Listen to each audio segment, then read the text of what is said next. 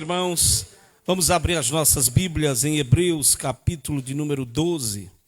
Eu estou com essa palavra já há um tempo no meu coração, fervendo, e hoje nós vamos meditar nesse texto sagrado, aprender um pouco mais dessa caminhada, dessa jornada, que é a fé em Cristo Jesus e caminhar com Cristo Jesus. Glória a Deus. Hebreus capítulo 12, pode permanecer assentados. Os irmãos vão projetar aí. Diz assim o versículo de número 1. Portanto, nós também, pois que estamos rodeados de que, irmãos? De uma tão grande nuvem de... Deixemos todo o embaraço e o pecado que tão de perto nos rodeia e corramos com paciência a carreira que nos está proposta, olhando para quem? Para Jesus, o autor e consumador o qual pela alegria que lhe estava proposta, suportou a cruz, desprezando a afronta, e assentou-se à destra do trono de Deus. Considerai, pois, aquele quem? Jesus, que suportou tais contradições dos pecadores contra si mesmo, para que não me enfraqueçais, desfalecendo em vossos ânimos. Ainda não resististes até ao sangue, combatendo contra o pecado, e já vos esquecestes da exortação que argumenta convosco como filhos, quando ele diz: filho meu, não desprezes a correção do Senhor, e não desmaies quando por ele fores repreendido, porque o Senhor corrige aquele a quem? O Senhor corrige aquele a quem? E açoita a qualquer que o recebe, ou que recebe por filho. Quantos dão glória a Deus por esta palavra? Nós vamos hoje, irmãos, meditar uma vez mais nesse texto sagrado, para vermos ou estudarmos algumas verdades acerca da caminhada cristã, da nossa jornada com Cristo. Se eu perguntasse aqui, alguns diriam assim: eu estou com 40 anos que caminho com Cristo. Tem alguém aqui que já caminha com Cristo há 40 anos? Levante a mão, por gentileza. Tem alguns irmãos que há 40 anos caminham. Aqueles que há 30 anos caminham com Cristo, levante a sua mão, por gentileza. Temos alguns aqui também.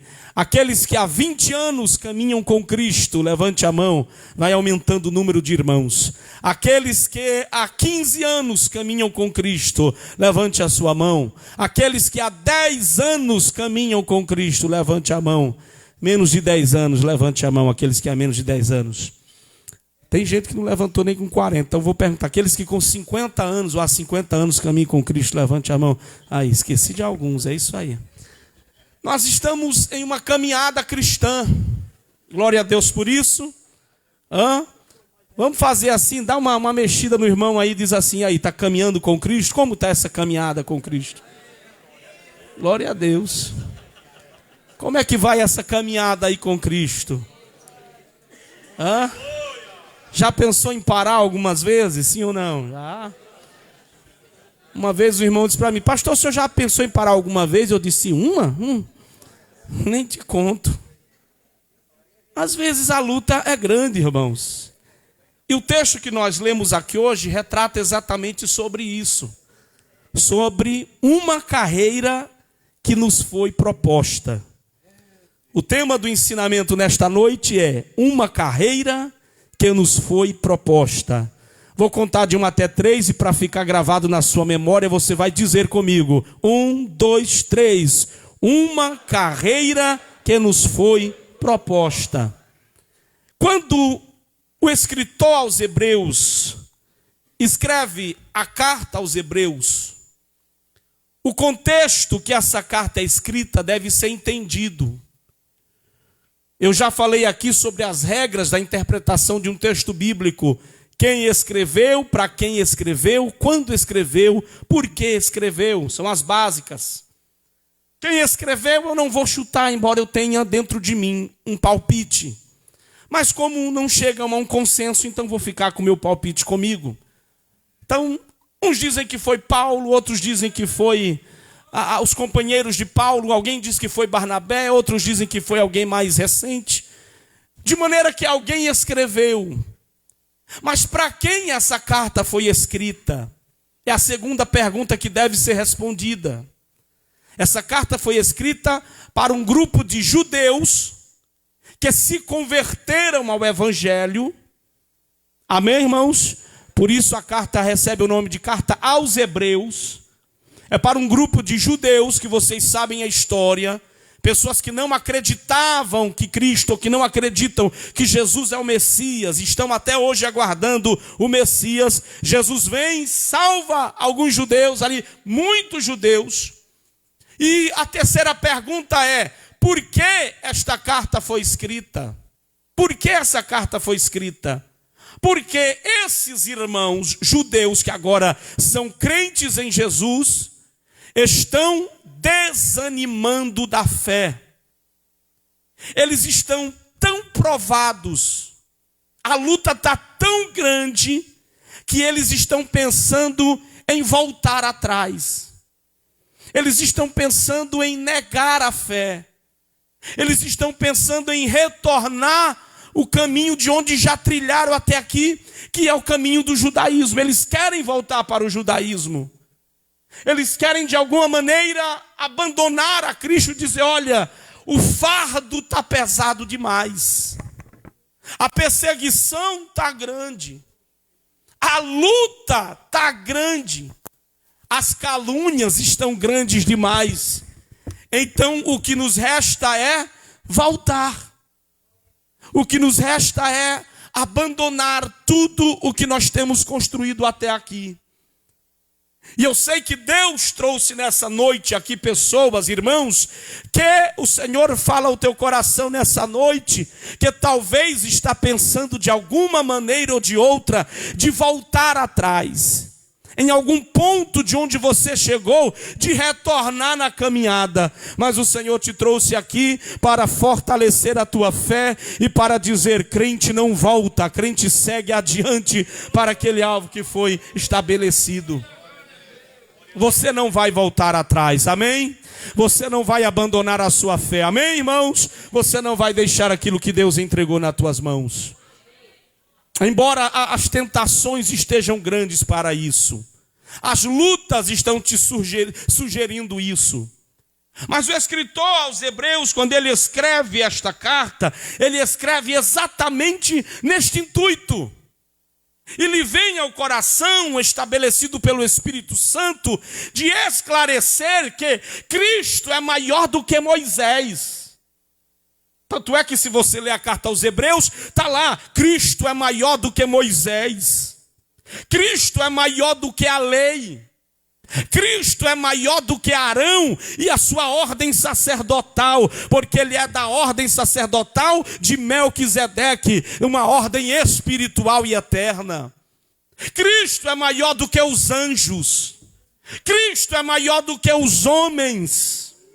Em suma, o escritor aos Hebreus, para chegar até onde ele chegou, e ele vai cravar essa verdade no capítulo 13 e versículo 8, quando ele diz: Jesus Cristo é o mesmo ontem, hoje e eternamente. Ele não mudou. O escritor aos Hebreus está dizendo: você quer abandonar a Cristo porque está vendo Moisés, pensando em seguir Moisés? Você quer abandonar a Cristo pensando em voltar à lei? Você quer abandonar a Cristo por alguma suposta revelação de um anjo? E eu quero agora trazer para os nossos dias: você quer abandonar a Cristo por causa de uma crítica?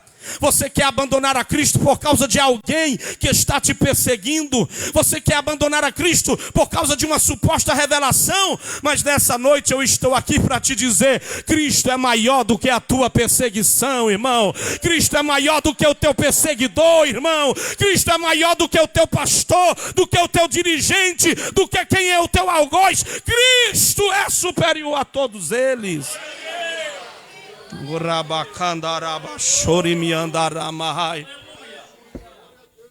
Aí ele diz: por que é que vocês querem voltar? Por causa de alguém? Cristo é maior do que todos eles. Você crê que Cristo é maior do que a tua prova? Você crê nisso? Cristo é maior do que a tua luta. Pastor, mas a minha luta é o câncer. Domingo nós tivemos aqui mais um testemunho de um homem que foi diagnosticado com câncer. Pastor Mário, o médico disse: você está com câncer, é grave, não dá certo. Aí ele foi para o joelho, orou e disse: o câncer é grande, doutor? É, maior do que o câncer é o meu Jesus, irmão. E estava aqui ele, domingo, com os papéis na mão, dizendo: está aqui, ó, o diagnóstico. Eu fui curado do câncer, porque Cristo é maior do que o câncer.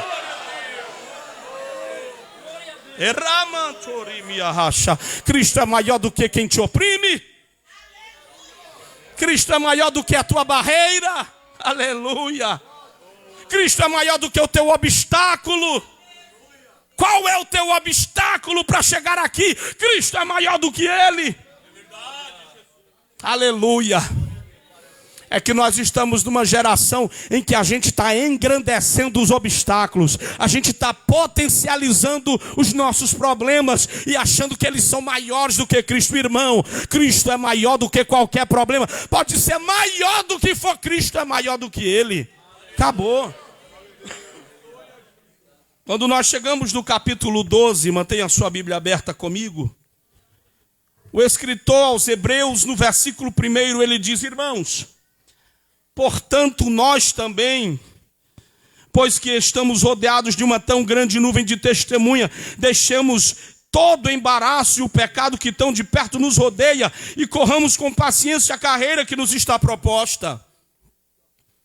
No versículo 1, o escritor aos Hebreus faz algumas revelações. O escritor aos Hebreus faz algumas pontuações. E a primeira pontuação que ele faz, eu quero começar aqui de uma certa forma, de baixo para cima do versículo. A primeira pontuação que ele faz é: existe uma carreira. Existe uma carreira que nos está proposta. Para você entender esse texto, você precisa ter um mínimo de compreensão do contexto histórico. O escritor que escreve esse texto, ele está inserido no contexto greco-romano, que é o contexto em que os Jogos Olímpicos são naturais. Afinal, é na Grécia que nascem os Jogos Olímpicos. E existe ali, basicamente, uma modalidade chamada maratona. E o que é a maratona, pastor? É a corrida de 100 metros, é a corrida de 400 metros. O pessoal vai correndo alguns quilômetros. Quando o escritor, e eu estou tentado em falar o nome de Paulo, mas não, irmão. Quando o escritor escreve este texto, se eu falar Paulo, por favor, me perdoe. Mas o escritor aos Hebreus escreve esse texto. Ele tem em mente um atleta que está correndo a maratona. A carreira que ele fala é carreira de correr mesmo. De corrida. De corrida. E ele tem em mente este atleta que está correndo. E olhe para cá, todo atleta, quando ele entra em uma corrida, ele tem o ponto de largada, é assim ou não é, irmãos? E ele tem o ponto de chegada. Vai entendendo isso aí. Eu vou repetir, todo atleta, lá antes, aqui atleta só o pastor Valdemar, aqui, correção Silvestre. Mas olha, os atletas greco-romanos, ele tinha ponto de largada e ponto de... Dá uma cutucada aí nesse crente bonito que está do teu lado e diz, a chegada ainda está próxima, calma aí. Tem o ponto de chegada. Ninguém começa uma corrida para parar no meio da corrida. Receba de Deus essa palavra. Ninguém começa uma corrida para abandonar a corrida no meio da corrida. Chegada, tem o nome chegada.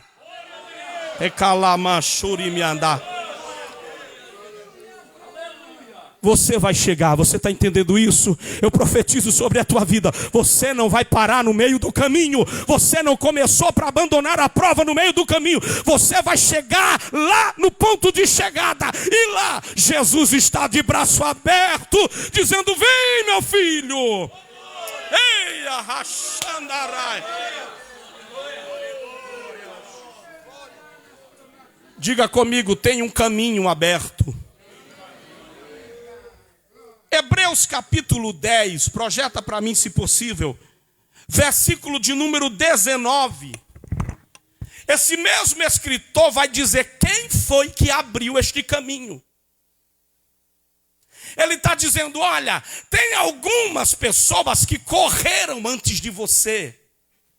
Mas quem inaugurou essa carreira, eu vou dizer quem foi. Aí ele diz no versículo 19, irmãos, nós temos ousadia de quê? De entrar no santuário. Por quê? Pelo sangue de Jesus. Vai no 20, por favor. No sangue de Jesus, 20, versículo 20. Travou aí, vamos lá aqui, ó. Vamos lá, tendo pois ousadia de entrar no santuário pelo sangue de Jesus, que o que, irmãos? Pelo novo e vivo caminho que Ele nos consagrou, que Ele nos separou pelo seu véu, ou seja, pela sua carne. Sabe quem foi que abriu este caminho? Sabe quem foi que abriu este caminho para você correr? Vou te dizer, foi Jesus de Nazaré. Aleluia. Daqui a pouco você vai entender por que ele menciona o sangue de Jesus aqui. Ele vai dizer, Jesus abriu esse caminho pelo seu sangue. Com o seu sangue ele saiu. Sabe, irmão, qual é a expressão aqui no original? É aquela pessoa que vai abrir uma estrada aonde não tem. Tem um matagal, irmão Júlio César, um matagal.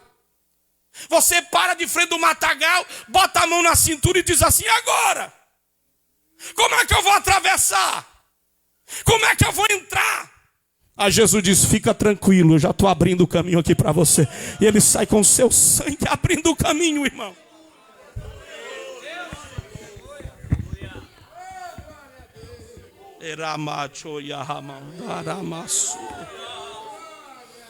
Ele derramou o seu sangue para abrir este novo e vivo caminho. Ele rasgou o véu quando a sua carne é rasgada.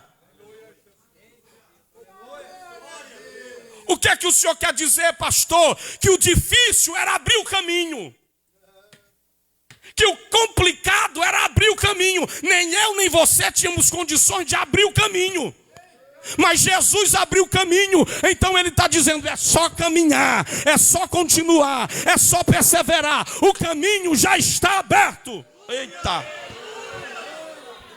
estou sentindo a glória de Deus nesse lugar.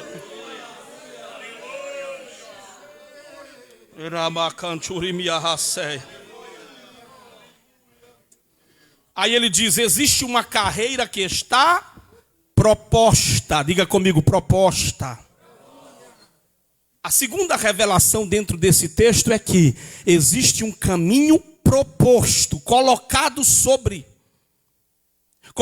no caso aqui, na tua frente. O Senhor abriu o caminho e disse assim, estou colocando na tua frente. É só entrar, é só trilhar. Aleluia, isso aqui é tremendo. É só caminhar. Por mais que esteja difícil, mas entenda, o mais impossível era abrir, já está aberto. Agora é só você persistir. É só você continuar, porque ele diz assim: então façamos o seguinte, corramos com paciência. Corramos, no original, com perseverança. Corramos com insistência.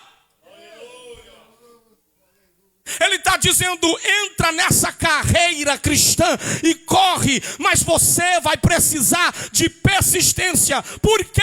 Porque ao longo da carreira vão surgir dois obstáculos. Número 1, embaraço. Número 2, pecado. Tem alguém me ouvindo aí?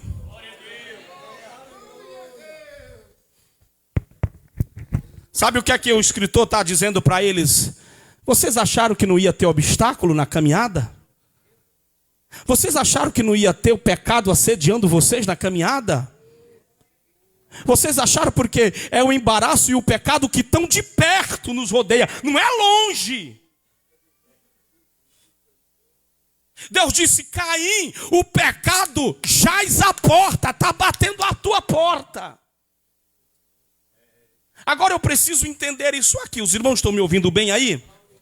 Eu preciso entender isso aqui. O que são esses embaraços, pastor? Porque note que o embaraço aqui não é o pecado ainda. O pecado vai ser adicionado. Os embaraços é o pecado. É adicional. São dois. Porque tem gente que pensa que o embaraço nesse texto é o pecado. Não, o pecado vai chegar aqui no texto. Mas primeiro os embaraços. Aí eu fui pesquisar, porque eu não sou um menino bobo, fui fazer ali uma lição de casa, porque eu sei que tem muito teólogo aqui nas minhas costas, muita gente boa de Bíblia que está ali conferindo. Aí eu entendi que esses embaraços eram pesos colocados nos pés dos atletas. Eles colocavam alguns pesos amarrados, e o atleta tinha que correr com aqueles pesos. Só que o desafio da carreira é que na metade do caminho eles chutassem o peso, desamarrasse, se livrasse daquele peso sem perder a carreira.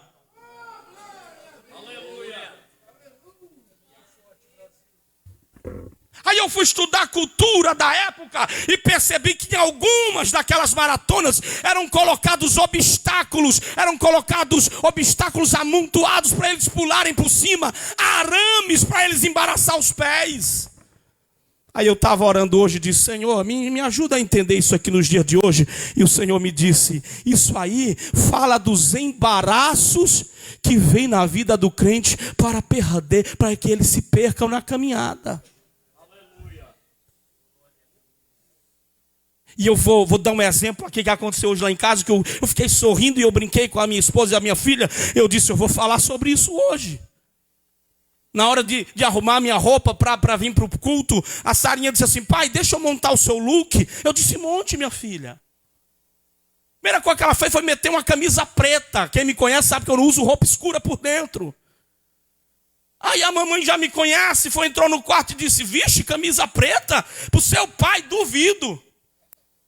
Aí começou as duas, aí uma disse assim: e qual é o terno que você vai botar? Não, eu estava pensando nesse terno aqui. Aí a esposa disse assim: não, pega o terno preto. Aí ela virou para a mãe e disse assim: mas esse terno não é preto, é azul marinho. Aí a mãe disse assim: mas você não está entendendo que esse terno é preto? Não é possível, não vou nem discutir isso com você. Esse terno é preto. Aí de cara ela disse assim: você é azul, isso aqui é azul marinho. E eu me arrumando aqui já, terminando de tomar o banho. Aí eu olhei para as duas e disse: agora pronto, vocês vão se embaraçar por causa da cor de um terno? Aí eu sorri e disse: é sobre isso que eu vou falar nessa noite. Porque o que tem de gente se embaraçando na igreja por coisas tão pequenas, meus irmãos. O que tem de gente arrumando peso para si. Porque quando se fala de embaraçado, se fala de alguém que não consegue caminhar. Ele tropeçou no embaraço. Porque todo mundo que é desembaraçado, ele avança, ele evolui, ele corre, ele vai adiante. Você olha aqui, ele está aqui hoje, amanhã ele está lá na frente. Ele amadurece, irmão. Posso pegar um pouquinho mais de pesado, amém, igreja? Porque aqui tem crente que tem 40 anos de fé, e por isso eu fiz a pergunta no início da mensagem, que está com as mesmas atitudes de um novo convertido, tem 40 anos de crente, mas está embaraçado, porque não lhe deram a paz do Senhor, irmão. Errama.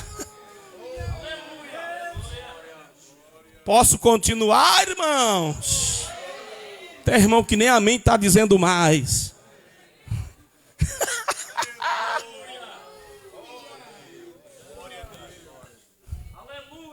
Tem irmão se embaraçando porque a cor da roupa do congresso é verde. Aí não, eu queria azul. Aí outro, não, mas era para ser marrom, era para ser vinho. Aí vira uma confusão na igreja. Está embaraçado com pouca coisa.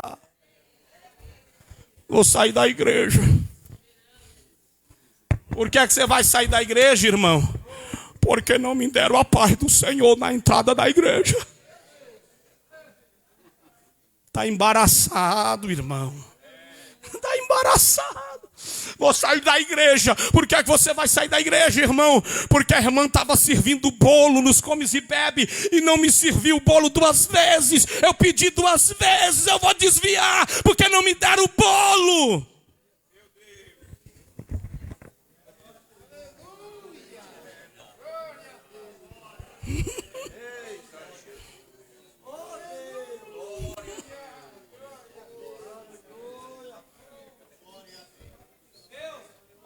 Tem gente que não está avançando. Tem gente que não está saindo do lugar. Há 10 anos atrás você o conheceu enrolado, embaraçado, sem maturidade. 10 anos depois você vai conversar com essa pessoa, ela está pior do que antes. Você diz assim, irmão, você não cresceu nada, irmão. Você não avançou nada, irmão. Você ainda está com aquela choradeira de pagar a revista dominical, que é muito caro. Você ainda está chorando por isso, irmão.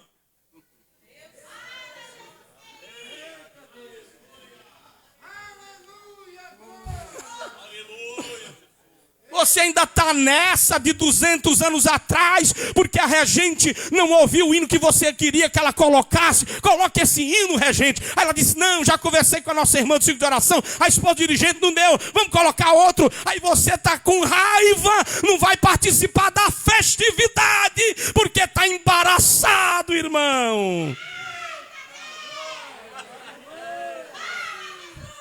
Dá uma mexida no irmão do teu lado e diz assim, está embaraçado, irmão? Está embaraçado, obreiro? Fala para mim, está embaraçado, irmão?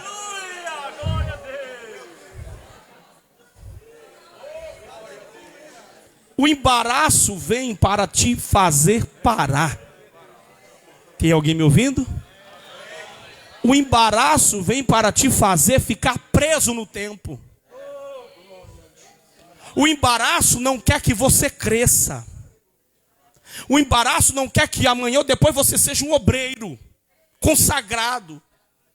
O embaraço não quer que você amadureça. O embaraço não quer ver o teu progresso.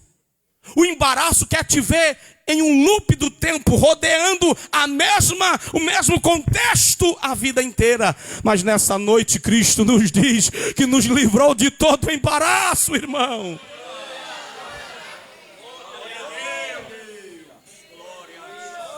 Quando o escritor aos Hebreus fala de embaraço, ele fala daquilo que eu e você podemos resolver, que cabe a você e a mim. Quando ele menciona o pecado, ele está falando de aquilo que você não resolve em si tecnicamente. Jesus já resolveu por você. Porque Deus te ama tanto que se tiver uma situação na tua presença, na tua frente, sobrenatural para você não conseguir, o Senhor te dá graça, o Senhor quebra o laço, corta a lança, joga o carro no fogo, irmão, só para ver você passar. O que você faz, você pode fazer, aí você resolve. Aí ele está dizendo, mas o que você não resolve, eu estou aqui para resolver. Agora, cuidado com o pecado. A primeira artimanha que o inimigo usa para parar a tua caminhada nessa carreira: embaraço. Coisinhas pequenas, raposinhas. E eu fico às vezes abismado como a igreja do Senhor se perde em pequenos embaraços. Às vezes os irmãos falam para mim o que está acontecendo. Pastor, determinado irmão fez isso, reclamou daquilo. Eu disse, não é possível. Eu disse hoje para o irmão, ou foi ontem: não te envolve com esse tipo de gente embaraçosa, deixa para lá. Gente que fica com mimimi, com reclamaçãozinha besta, com coisinha, que não sei o quê, é porque essa cadeira é daqui, por que botaram para lá, é porque não sei o quê. Gente que vem com esse tipo de conversa, sai de perto em nome de Jesus, porque é embaraço. Porque aqui é branco, era para ser preto. Meu irmão, em nome de Jesus, para com isso. Para com isso. Porque o irmão colocou a televisão aqui, era para colocar lá no fundo, era para colocar na entrada. Para com isso, embaraçado. Para com isso. Porque uma igreja embaraçada não prega o evangelho. Uma igreja embaraçada não avança. Ela está mais preocupada em ficar dando volta no embaraço do que avançar. Mas esta igreja é desembaraçada para a glória de Deus. E se tiver embaraçado aqui, nós vamos desembaraçar.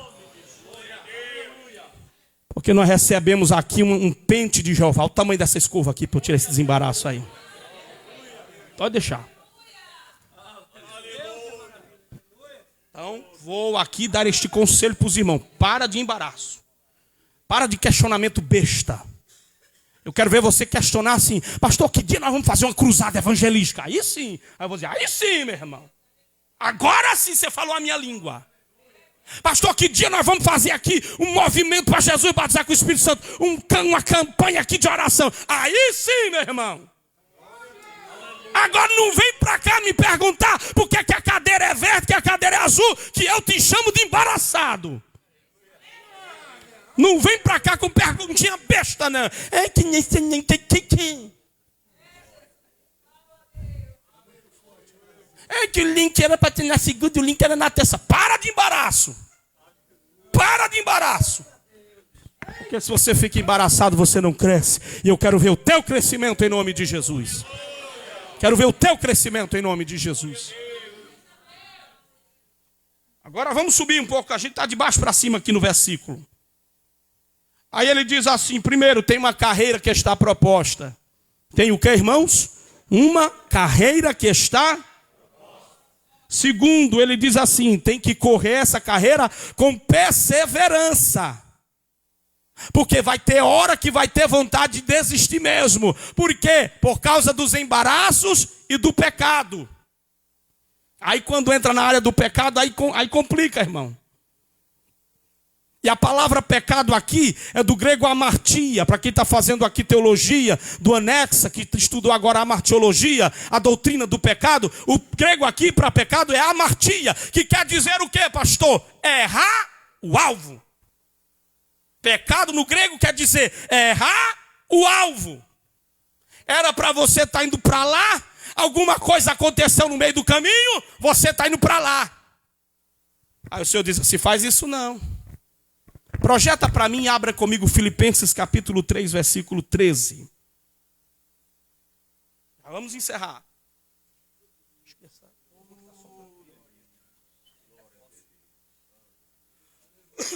Dá outra toalha, irmã Lene, por favor.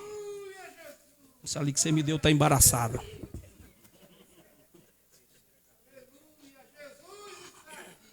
Jesus está aqui, irmãos, amém? Aleluia. Tem uma carreira proposta. Essa carreira precisa ser corrida com perseverança, sem desanimar, sem desistir. Porque os embaraços e o pecado que estão de perto, entenda isso aqui, o pecado que tão de perto te rodeia. Esse pecado, eu vou já falar sobre isso. Por que ele está falando que tão de perto te rodeia? Já eu falo sobre isso. Mas em relação a onde eu devo chegar, diz assim: irmãos, quanto a mim não julgo que o haja alcançado. Ainda não alcancei não. Mas uma coisa eu faço, E é o que, apóstolo Paulo? Esquecendo-me das coisas que para trás ficam e avançando para as que estão diante de... Versículo 14, por gentileza. Prossigo. Para onde, irmãos? Pecado quer dizer o quê? Errar o... Aí ele está dizendo, e eu prossigo para o... Pelo prêmio da soberana vocação de Deus, hein? Ele está dizendo, eu tenho um alvo. Você tem um alvo? Você tem um alvo? Eu tenho um alvo. Você tem um alvo? Você tem um alvo? Vou perguntar até para você responder. Você tem um alvo? E qual é o teu alvo? Aonde é que você tem que chegar? Aonde é que eu tenho que chegar? É na casa do irmão para fazer fofoca? É lá? Meu alvo é lá? Meu alvo é nas rodas de conversa, falando mal da vida dos outros? É lá que eu tenho que chegar? Teu alvo é o céu. E glória a Deus. Vou dizer de novo, teu alvo é o céu, irmão. Jesus está dizendo, você sabe onde tem que chegar? É no céu. Você só pode parar quando chegar no seu alvo. Então, cuidado com o embaraço. Cuidado para não estar se perdendo com coisinha pequena. Com picuinha, com titicozinho. E cuidado com o pecado que está te acompanhando de perto. Não é de longe. Abre comigo em Tiago capítulo 1, versículo 14. Por que é que o pecado nos acompanha tão de perto? Tiago capítulo 1, versículo 14.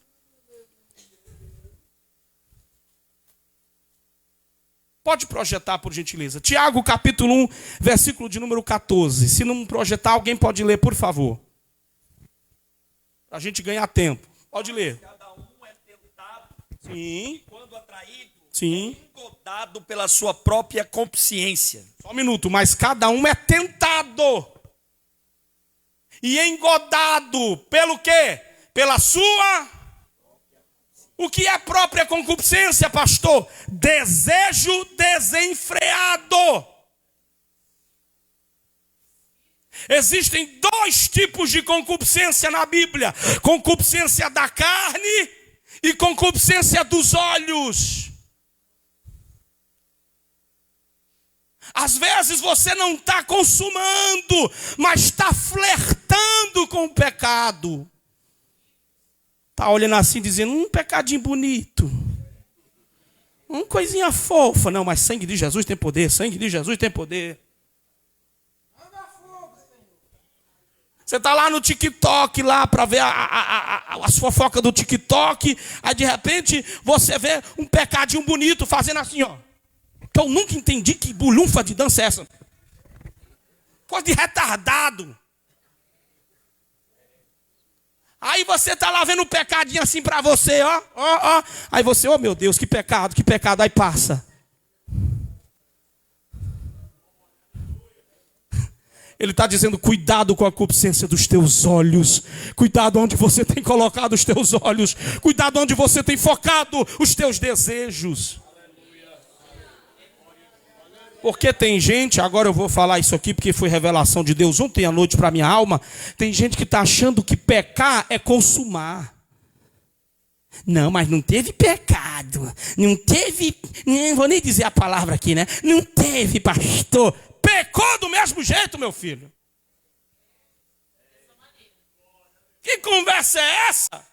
Não, mas eu nunca dei nem bom dia. Não, eu nem me aproximei. Quando passa por mim, eu baixo a cabeça. Mas se você olhou e desejou, diz a Bíblia, que no teu coração já teve adultério, irmão.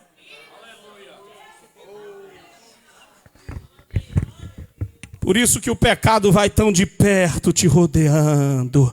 O pecado te manda uma mensagenzinha, né? O pecado dá uma curtidinha na tua foto. Posso continuar falando, irmão? A maioria vence.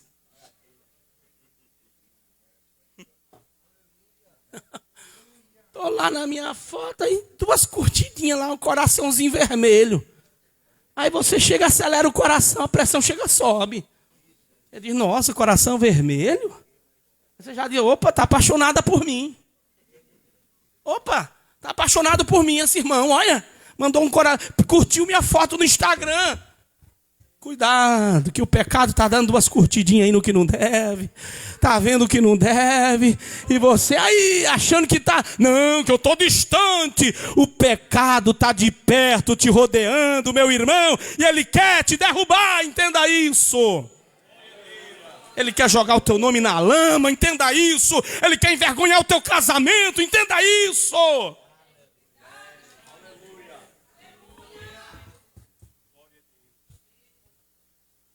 Um dia eu estava, não vou dizer a igreja por ética, mas recém-chegado numa igreja, uma irmã veio conversar comigo, mandou mensagem no zap, pastor, posso falar?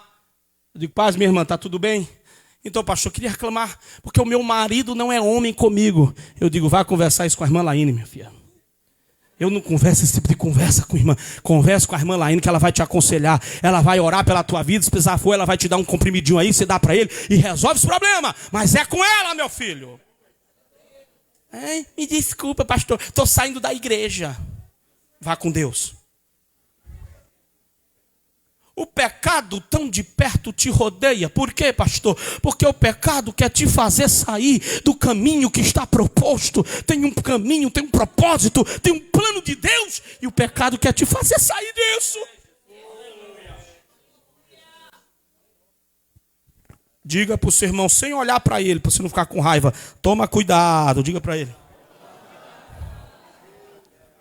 Não olha para ele não, para ele não achar que é com ele. Toma cuidado. Cuidado com o que Deus colocou nas tuas mãos. Cuidado. Não vai perder isso aí por uma experienciazinha de 2 minutos, não. Cuidado. Cuidado. As irmãs da mesma maneira, viu? Cuidado, minhas irmãs. Não se ilude, não. Continua com o teu barrigudinho.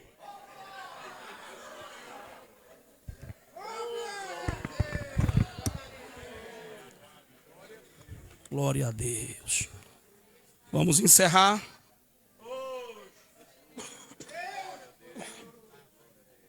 Vamos encerrar. Ele agora começa o texto no versículo 1 ainda, dizendo assim. Depois a gente continua. Hoje é só o primeiro versículo. Quarta que vem a gente vai para o 2. Ele começa dizendo... Oh, não, dá para terminar no 2 aqui hoje. Ele diz assim. Portanto, nós também... Portanto, nós também...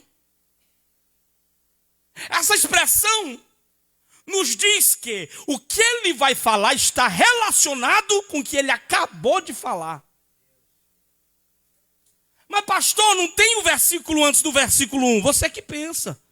Eu já falei que isso era uma carta. A carta não tem tema, não tem essas separações, não tem capítulo, é uma carta. Ele acabou de falar o capítulo 11.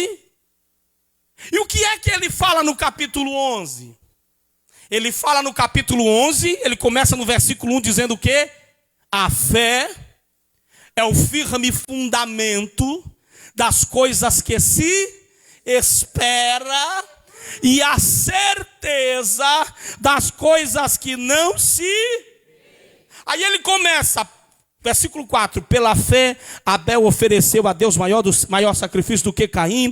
Versículo 5, pela fé, Enoque foi transladado. Aí ele vai citando uma galeria de heróis. E esses heróis conseguiram o quê? Olha o que aqui ele está dizendo, olha a profundidade desse texto aqui.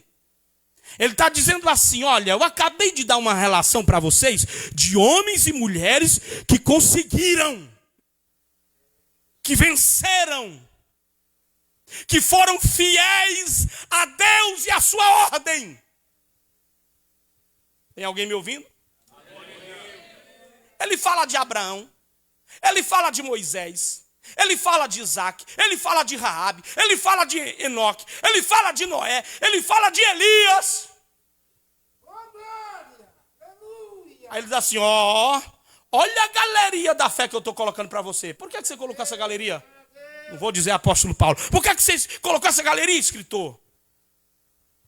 Olha a revelação que ele faz aqui no versículo 40, versículo 39, por favor. 39.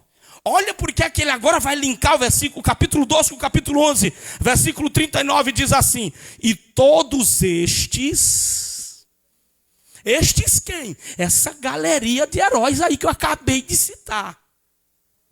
Todos estes, tendo tido testemunho pela... Aí o que ele diz no final do versículo? Não alcançaram a promessa. Olha a interpretação desse texto. Ele está dizendo assim: eu acabei de citar para você uma relação de homens e mulheres de Deus que venceram sem alcançar a promessa. Agora olha o versículo 40, consegue projetar para mim? Provendo Deus alguma coisa melhor. Aleluia.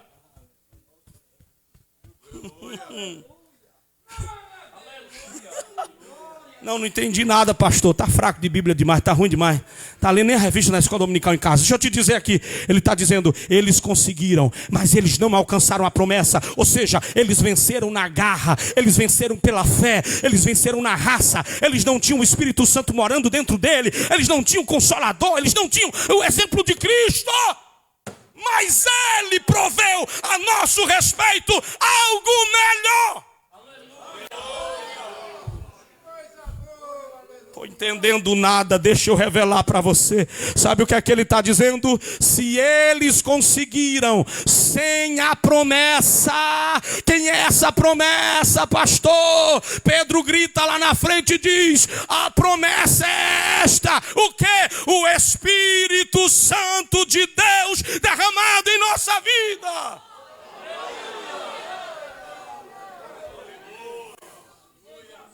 Jesus Cristo derramando o seu Espírito em nossas vidas.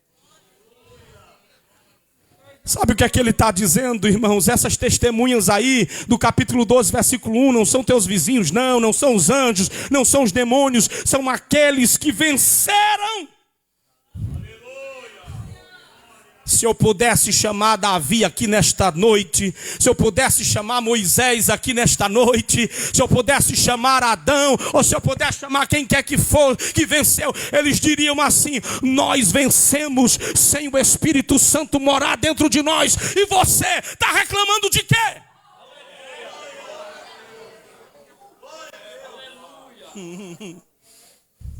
Quando você está pensando em parar, quando você não sabe nem orar, aleluia, tem alguém que está orando, intercedendo por você, com gemidos inexprimíveis. Quando você está fraco, desanimado, tem alguém que é o advogado, é o consolador, que fica dentro de você dizendo: calma, vai dar certo, a vitória é tua, Cristo está te esperando, o Espírito Santo está agindo.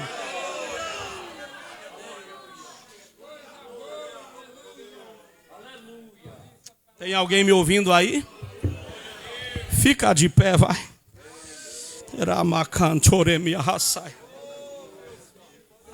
Sabe o que é que ele está dizendo? Você vai perder para quem nem conheceu o Espírito Santo.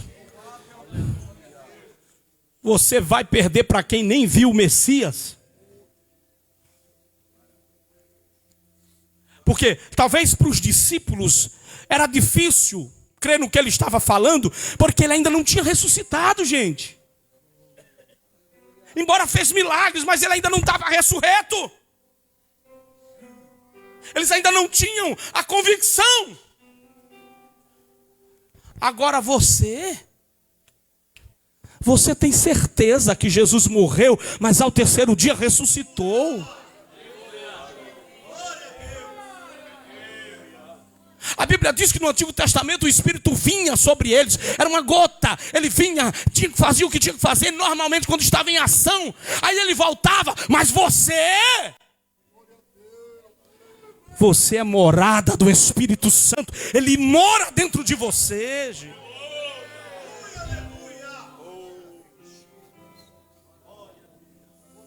Eram poucos os que ouviam Deus dizer assim: eu sou contigo.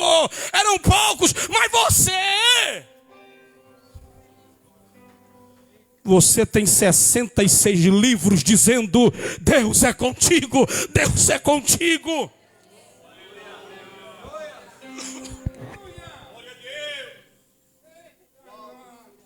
Tem alguém me ouvindo aí? No versículo 2 ele diz assim, vou continuar.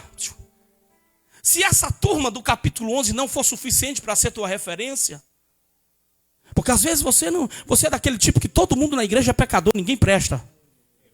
Talvez você é daquele tipo que ninguém é santo. Não, só você é santo. Só você ora.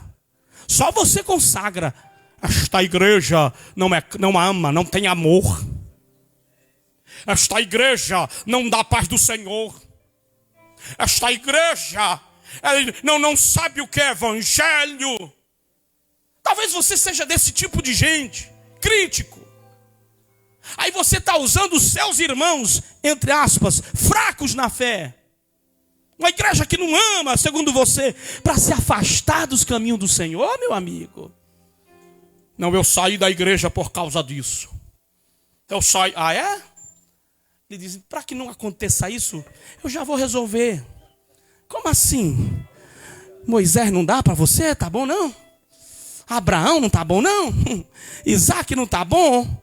Ruth e Sara não tá bom? Então vamos o seguinte: olhando para Jesus, o autor e consumador da nossa fé. Desculpa, você não tem.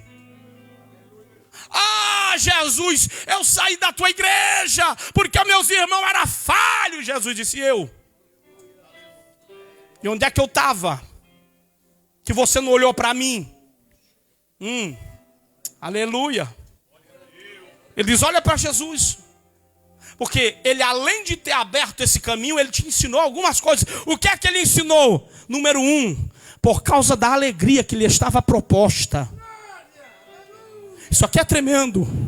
Está dizendo que tem uma vida de desafio, uma vida de preço, uma vida de cruz, uma vida de sofrimento, mas tem uma vida vitoriosa lá no final. Tem uma coroa lá no final. E você sabe disso.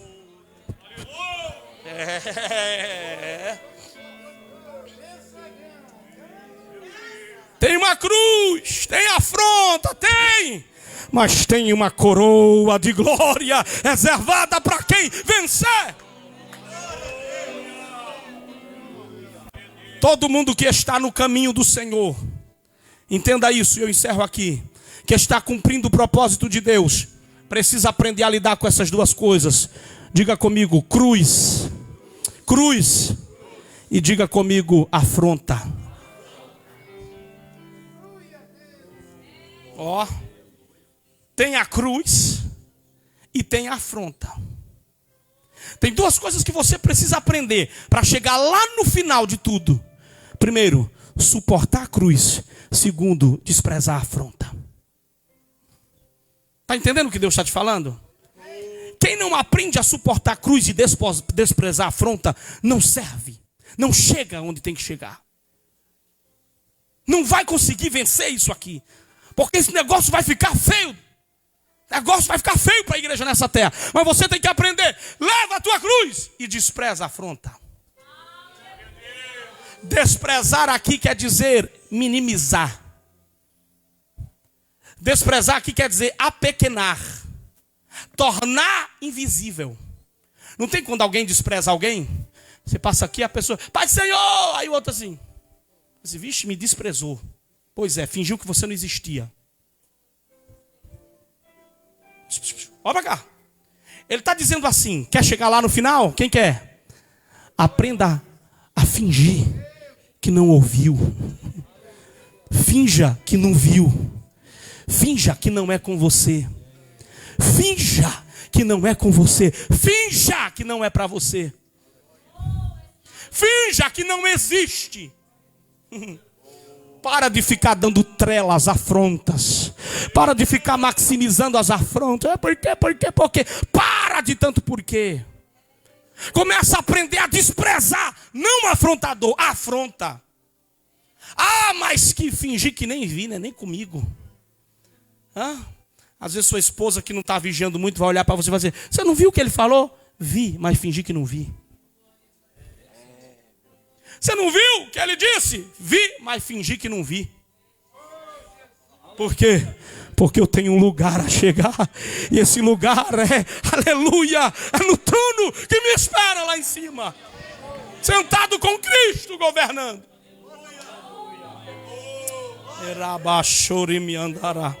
Quero orar por você agora.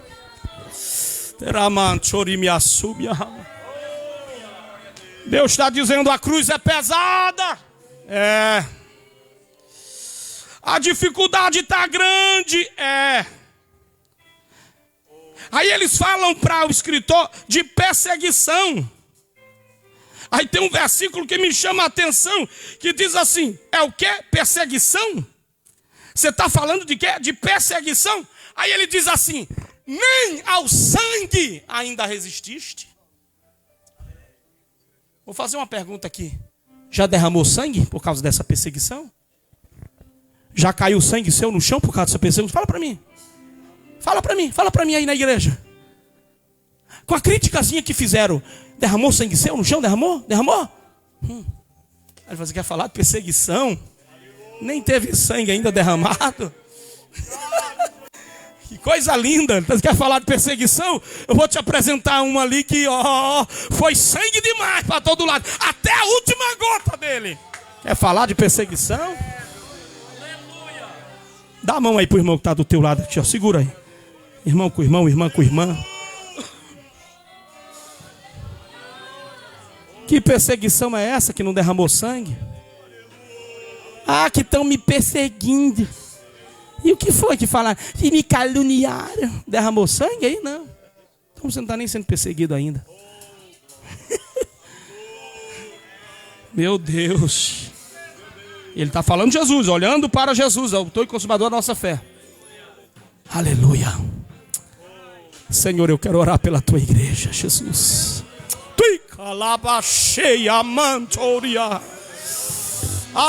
Jesus, eu quero orar pela tua igreja. Estamos nessa caminhada, Jesus, nessa jornada. A cruz tem hora que pesa, Senhor, mas nós estamos aqui carregando-a. Ramandara. Fica com a tua igreja, Consolador. Tu que és a nossa promessa. Em nome de Jesus, a igreja diz: podei vos assentar.